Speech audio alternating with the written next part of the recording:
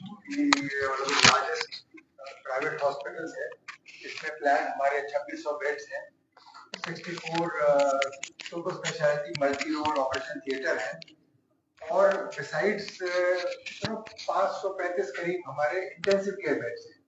तो बहुत बड़ी फैसिलिटी है। खास बात हमारे हॉस्पिटल की ये भी रही है कि एक पीडियाट्रिक सेंट्रिक हॉस्पिटल है। कई पीडियाट्रिक हॉस्पिटल्स हैं, पर एक मल्टी स्पेशलिटी हॉस्पिटल में एक पीडियाट्रिक सेटअप इतना बड़ा होना, जब पूरा कमिश्न होने के बाद में हमारे करीब 350 बेडेड पीडियाट्रिक हॉस्पिटल रहेगा।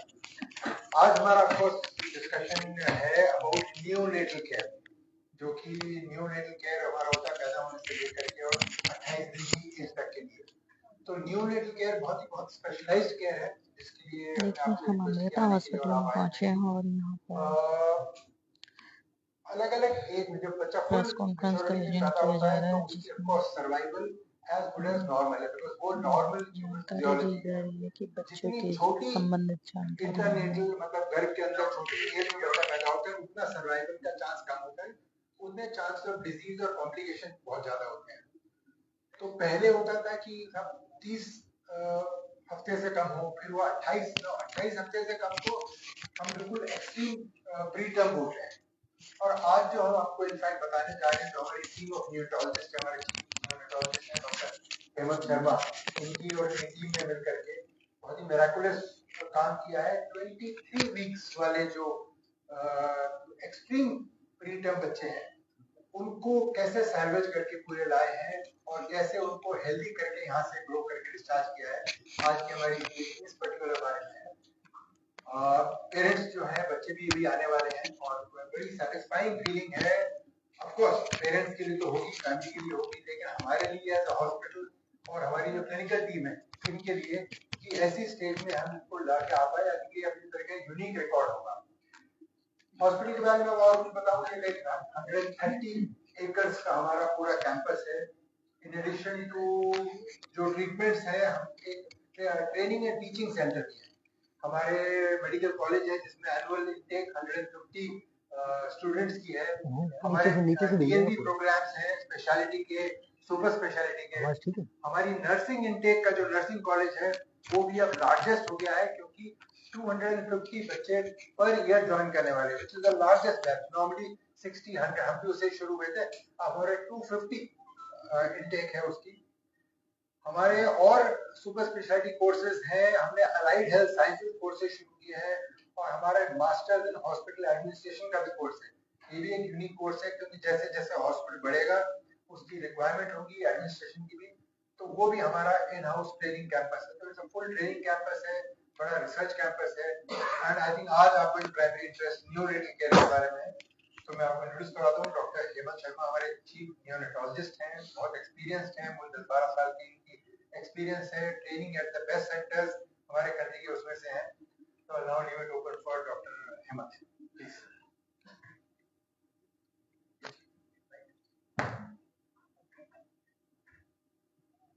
Thank you and welcome to all of you who have come here to be part of this celebration. So,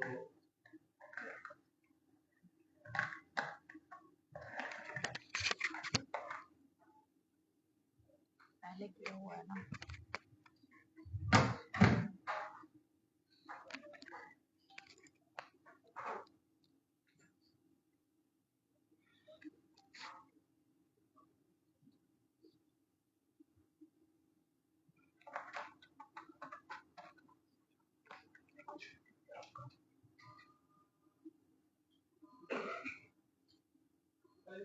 हाँ जी,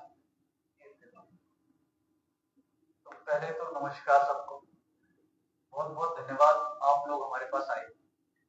कि आज जो हो रहा है ये 23 जो लिमिट्स ऑफ वायबिलिटी कहते हैं कि हाँ हमको रिसर्च करना है, मतलब बच्चा बचाने की ट्राई करनी है, वो भी 24 हफ्ते से ऊपर। एम्स ने अभी तक 24 हफ्ते से नीचे बच्चे को ट्राई नहीं किया है, तो उनका प्रोटोकॉल है कि they don't try for any child less than 24 week. But कभी कभी सर्कमस्टेंसेस ऐसे हो जाते हैं कि पहले बच्चा नहीं है या फिर पहले बच्चा एक्सपायर हो गया है, तो ट्राई करना होता है। वेस्टर्न कंट्रीज में जो अमेरिका, यहाँ पर वहाँ पर अभी 23 वीक के सर्वाइवल होने लगे हैं, और कहीं 50% तक भी है, पर इंडिया में उसका सर्वाइवल 5% भी नहीं है। हार्डली गिनती के 23 वीक कुछ 20-30 बचे होंगे, पर 23 वीक के 2 बच्चे सिर्फ 2-3 ही बचे आज तक। इनमें ये यूनिक है, क्योंकि ये जो छोटा भाई है, जो असलियत में वजन में थोड़ा बड़ा था, 630 ग्राम 630 ग्राम वजन में बड़ा था, उसको एक दिन भी वेंटिलेटर पर नहीं रखना पड़ा, एक दिन भी वेंटिलेटर पर नहीं रखा। ये अपने आप में एक रिकॉर्ड है 23 वीक के। अभी तक ऐसा कोई हुआ नहीं है जिसके अंदर ट्विंस हुए, क्योंकि हम जो कहते हैं कि पुअर आउटकम क्या होते हैं, 24 हफ्ते से कम का बच्चा हुआ है, पहली बात तो। दूसरा बॉय है, तो ये पुअर आउटकम के थे। इन फैमिली का they had a previous child, पहले एक बच्चा था 1 किलो 300 ग्राम का हुआ था और वो सर्वाइव नहीं किया। तो ये गुड़िया जो 2 बच्चे हैं, गुड़िया 500 ग्राम की, लगभग 1/3 वजन की थी, जो पहले वाला भी 1 किलो 300 ग्राम बड़ा बच्चा नहीं होता, ये उससे भी 1/3 वजन के बच्चे थे। और जो भाई था वो 630 ग्राम का, 630 ग्राम का। ये जसविंदर जी और जसप्रीत जी हैं, father and mother, proud mother and father. They had baby after long marriage. इनकी अपनी स्ट्रगल रही थी। एक पहले बच्चा हुआ था, पर वो 1300 ग्राम का था, सर्वाइव नहीं किया था। जब ये हमारे पास आए तो व्हाट कुड बी टेल, हमने बताया भाई 23 हफ्ते का बच्चा, वो भी ट्विन, नॉर्थ इंडिया में नहीं बचे, एक भी ट्विन अभी तक नॉर्थ इंडिया में नहीं बचे, और पूरे इंडिया में गिनती के 2 होंगे शायद से, बट जिसको कभी भी वेंटिलेटर नहीं लगा हुआ बच्चे को, वो एक भी नहीं है। So this is the first case who has survived without a ventilator in India. So that's sort of babies have been strong, extremely strong to fight it out, and I think so that's a record, at least an Indian record for us. दोनों बच्चे 630 ग्राम 500 ग्राम, लगभग 100 दिन हमारे पास hospital में रहे। 21 जून को हुए थे और 27 सितंबर को डिस्चार्ज हुए बेटा, और गुड़िया उसके 3-4 दिन बाद। एंड अच्छी बात ये रही थी, हॉस्पिटल में रहते रहते इनको ब्लड का इन्फेक्शन, हम कहते हैं सेप्सिस, बैक्टीरियल इन्फेक्शन एक बार भी नहीं। यहाँ पर हम कहते हैं यूजुअली ऐसे बच्चे, जहां मैं ट्रेन हुआ हूँ, वहां 23 वीक के कुछ बच्चे बचते थे, बट कभी भी हम 10 दिन से पहले वेंटिलेटर हटा नहीं पाए, एक बार भी नहीं। ये वेंटिलेटर पे गई ही नहीं। और दूसरी जो गुड़िया वेंटिलेटर पे गई थी, वो भी सिर्फ 3 दिन के, सिर्फ 3 डेज। ये कोई विश्वास भी नहीं करेगा, पर पेरेंट्स हैं, they can tell you that we are telling this with full honesty कि लड़के को तो वेंटिलेट किया है। दूसरी अच्छी बात है, ऐसे बच्चे को हमको दूध पिलाने में, क्योंकि सब ऐसा, जब आप फोटो देखोगे ऐसा लगेगा आंख तो दिखी नहीं है, हाथ में है, मेरी हथेली से छोटे थे वो, they were smaller than my hand।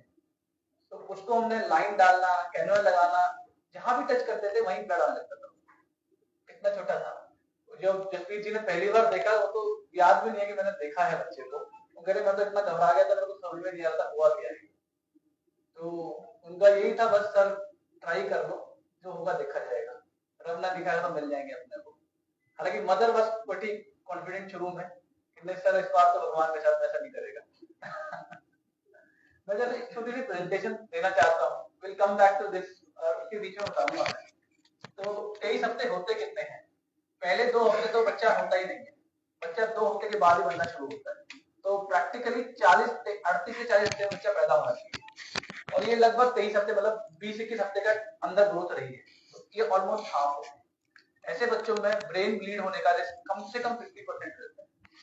उसके बाद में लंग अच्छे ना बनने का रिस्क बहुत ज्यादा होता है। इसमें पेट में सूजन आने का बहुत रिस्क होता है।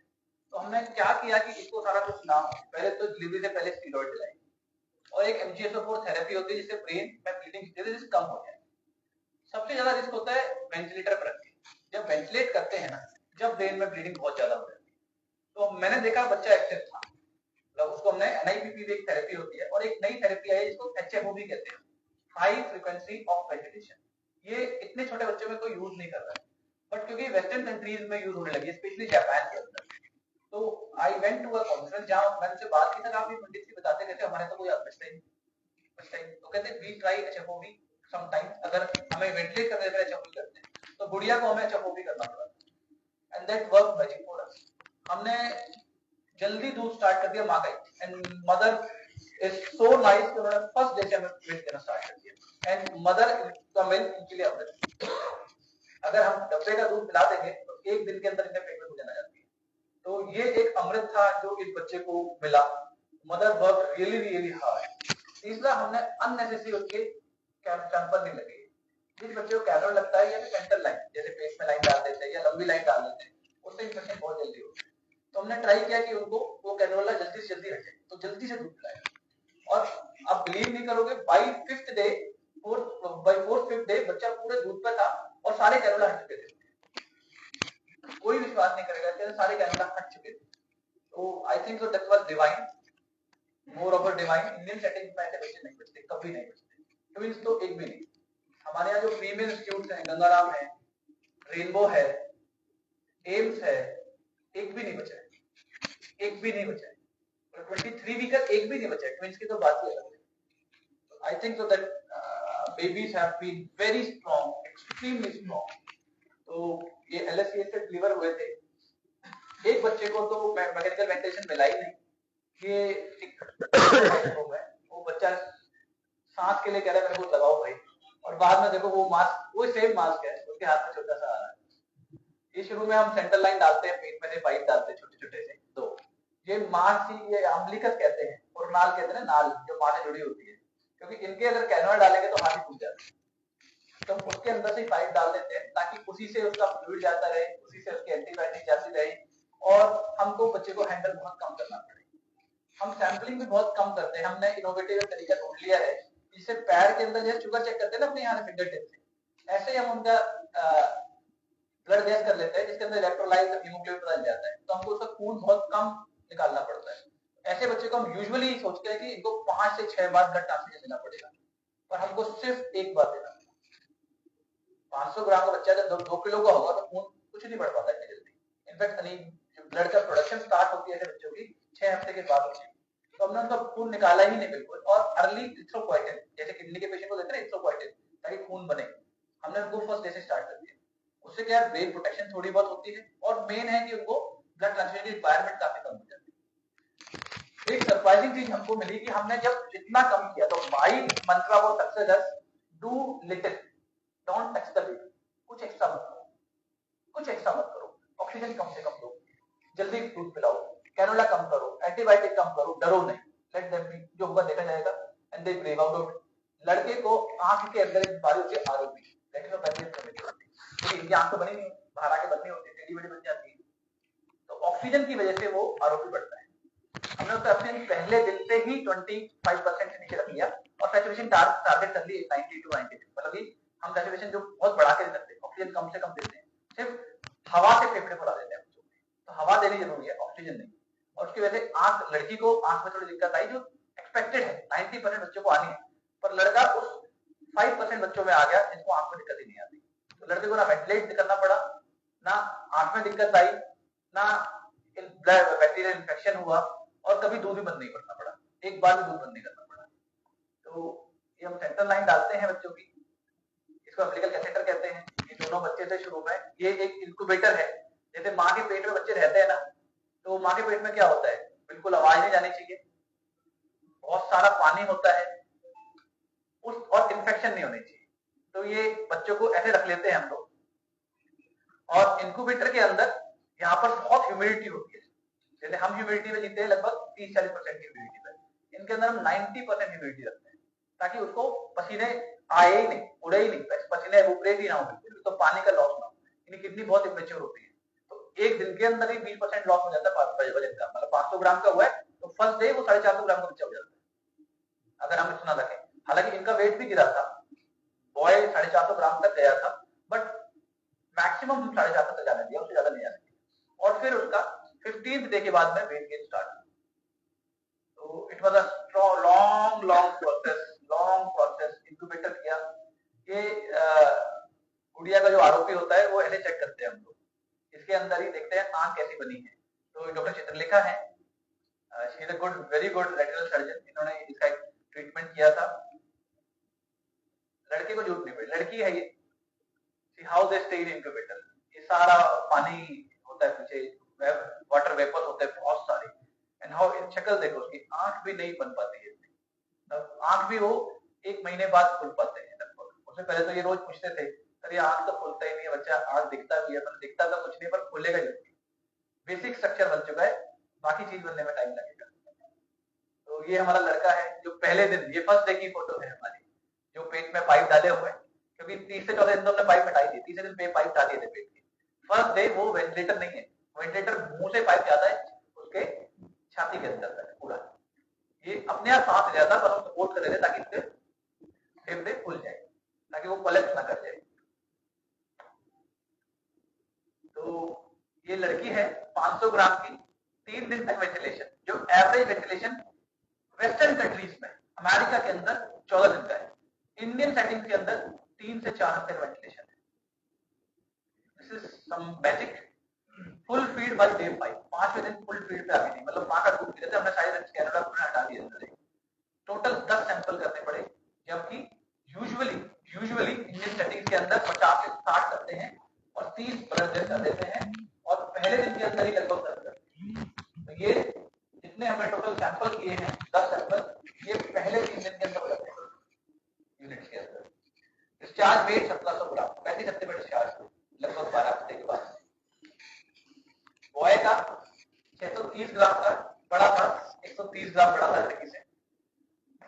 0 दिन मैकेनिकल वेंटिलेशन, फुल फीड, ये डे 5 नहीं डे 4 है आई एम नॉट मिस्टेकन, और सिर्फ 9 सैंपल करने पड़े, उससे भी एक कम। 1900 ग्राम का डिस्चार्ज हुआ था। तो credit goes to the babies first of all and the parents who showed us hope in us. Babies were very strong, very strong. So this is a unique case. मैं एक्सट्रीम मैच्योर केयर के अंदर बहुत interested हूँ शुरू से।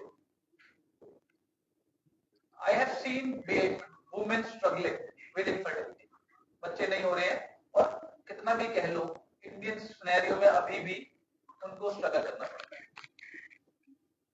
यहाँ पर adoption law इतने स्ट्रिक्ट हो चुके हैं, अडॉप्ट करना बहुत ही मुश्किल है, मिलता भी नहीं, कौन बच्चा देगा, और बिना बच्चे के रहना इंडियन सिनेरियो पर पॉसिबल नहीं। मैंने देखा हम जिनको के साथ काम करते हैं उनसे जब बात करते हैं अंदर से, उनकी आंखों तक इतना खर्चा हो जाता है कई बार। तो एक आईवीएफ की साइकिल 8 लाख की, हमारी कल ही बात हो रही थी, 8 लाख की एक आईवीएफ साइकिल पड़ती है, और एक आईवीएफ साइकिल में तो कंसीव नहीं कर पाते, 20-25 लाख का तो बच्चा पेट में आता है, उस पर पीटा हो जाता है।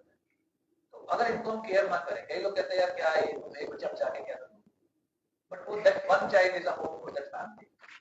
उस लेडी की, उस फादर के एक पूरा होप है, now they can live full life, यहाँ मेरे पास बच्चे हैं। I think so it's a big head for both the babies. I'm proud of these 2 babies. इसके अलावा हमारे पास एक बच्चा और बचा था, वो भी 23+5 था। वो बाहर पैदा हुआ था और उसको मरने के लिए छोड़ा था कि भाई ये बच्चा बचेगा नहीं, क्या फायदा इसका। आधे 1 किलोमीटर दूर होता हॉस्पिटल है यहाँ पर, वो लेकिन 15-20 मिनट हो गए बच्चा मरा ही।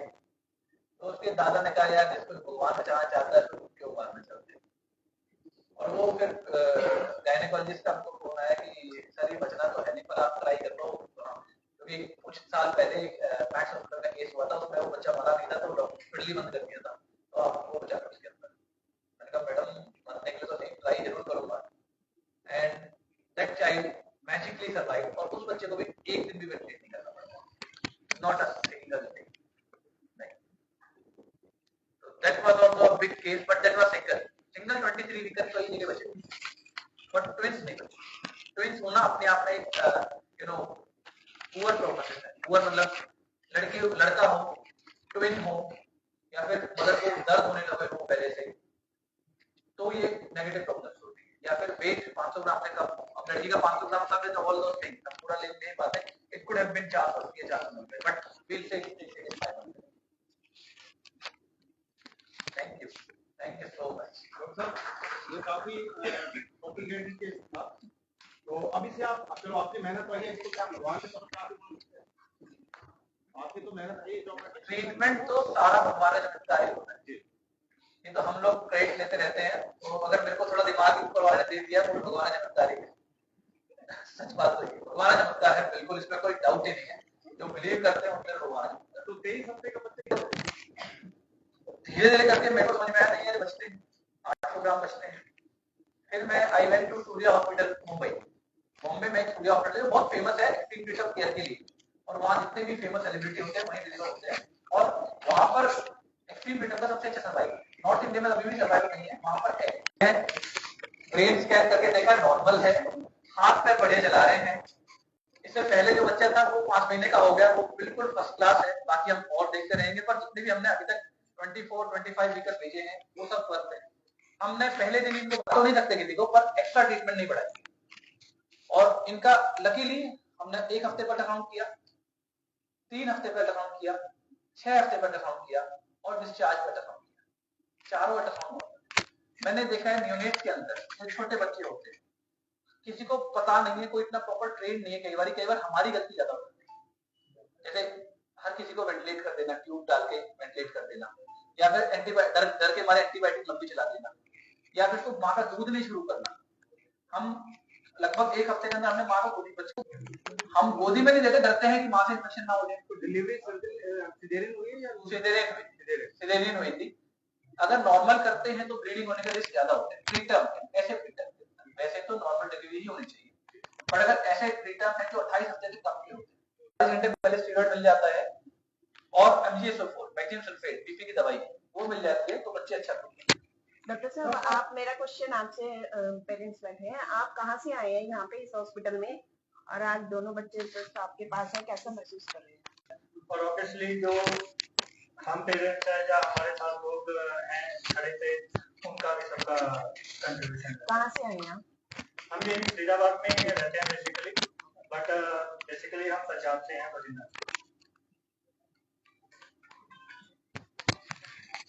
आपने ये मेंशन कर रखा है जो बताया कि जो बच्चा they are not from a very good family, तो दूर भी रहते हैं तो आने में कोई दिक्कत नहीं, और उन्होंने वीडियो भेजी हुई है, अगर आप चाहो तो मेरे फोन में वो वीडियो उससे पहले भेजी थी, वो मैं दिखा सकता हूँ। अच्छा बिल्कुल ये जो प्रॉब्लम आ रही है ये क्यों आ रही है, और इसके कारण रीजन क्या है? तो पहले लोग इन्होंने जो इतनी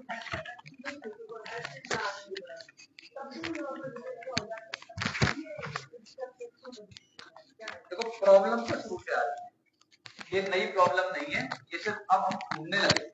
पहले 500 ग्राम के बच्चे को अबॉर्शन समझते थे, और अभी भी समझते हैं। अगर आप एम्स में जाओगे, एम्स के अंदर अभी भी 24 हफ्ते तक अपने बच्चों को अबॉर्शन नहीं माना है, तो अबॉर्शन तो पहले होते ही रहते हैं।